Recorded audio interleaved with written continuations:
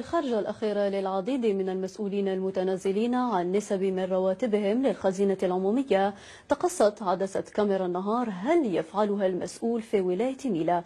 نتابع مع سفيان بون. هل تتنازل عن جزء من مرتبك للدولة؟ صدمة وسؤال غير متوقع وتفكير قبل الإجابة. هو حال المدراء التنفيذيين بولاية ميلا ممن اقترب منهم تلفزيون النهار في ظل المخاض الاقتصادي للخزينة.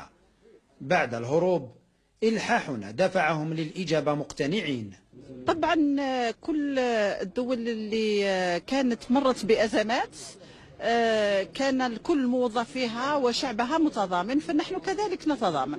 وهذا المدير إجابته فلسفية ظاهريا. فيما يخص الوضعية المالية الصعبة اللي تمر بها البلاد، على كل حال كل واحد ملزم بأداء جزء من التضامن، سواء فيما يخص الأجر. توفر لهم الدولة سيارات خاصة بسائقين وصكوك للمواد الطاقوية مجانا ومرتباتهم فقط لعائلاتهم، لكنهم مقتنعين بالمساعدة.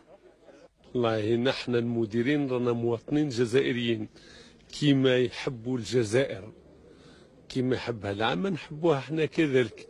احنا كذلك ماذا بنا نساهموا في هذا العمل من أجل دفع بالاقتصاد الوطني نحو الأمام. وهذا المدير أيضا تفاجأ لكنه تدارك.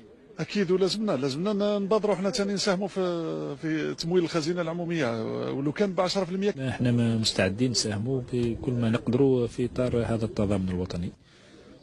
تتراوح مرتبات المدراء التنفيذيين بالولايات بين 11 و 15 مليون سنتيم، فالتنازل عن جزء يسير منه لا يغني ولا يسمن، وهم أيضا مقتنعون.